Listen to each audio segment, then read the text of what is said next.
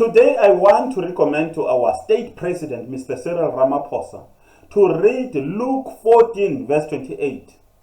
This is where you find Jesus Christ talking about the need to plan, the need to count the cost before you can build a house or resist an army or go to war. Evaluate, assess whether you are able, you can meet the demands of the moment. And I'm saying this because today our country finds itself in turmoil, because this turmoil has been triggered by Donald Trump's misinformed reaction to the signing of the land expropriation bill into law by the state president. And armed with wrong information from people who surround him, Donald Trump signed an executive order, and the rest is history. Today, as we speak, funding for HIV/AIDS has been cut in South Africa and other African countries. Now, accordingly, our state president responded by steadfastly asserting our national sovereignty and saying that we are not going to be bullied. Now, hear me carefully. I'm not here to question whether it is right for a nation to affirm its national sovereignty, but rather, I want to ask at what cost and how far are we prepared to go relative to other countries that are even much more powerful than ourselves? How far are we willing to go? And at what cost are we willing to assert our national sovereignty? Now, before I proceed, I want us to note that the Land Expropriation Act is just the latest trigger of the dispute between ourselves and the United States of America. Our dispute over foreign policy issues such as Iran, the Middle East, Ukraine-Russia war dates back to the administration of Biden.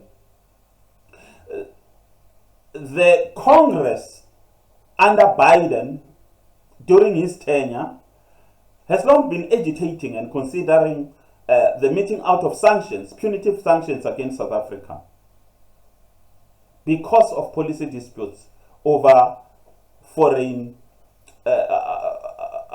policy as South Africa. Now, there are questions that I want to ask, because a lot of political commentary has been made, and I don't want to regurgitate that political commentary. I don't want to reinvent the wheel. But rather, today I'm going to focus on the real politic of this issue. I want to focus upon the bread and butter issues, kitchen table issues. And my question is, in the light of socio-economic limitations, such as our inability to control our own borders, don't we see a contradiction in contending with the United States of America in the name of national sovereignty when we are not able to enforce compliance with laws that govern our national borders? Now, I also want to ask that, given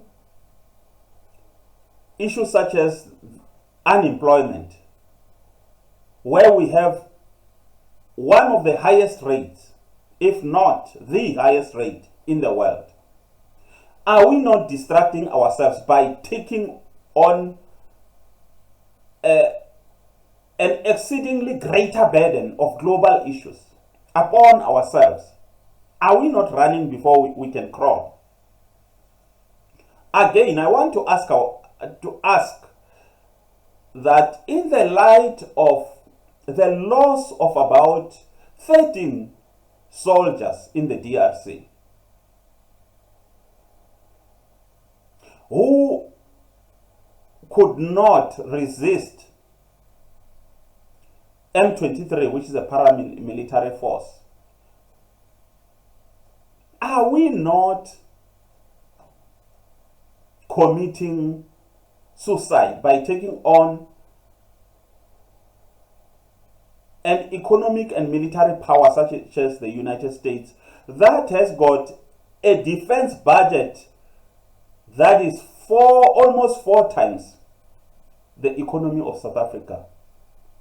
Just the military budget, almost four times the size of our economy.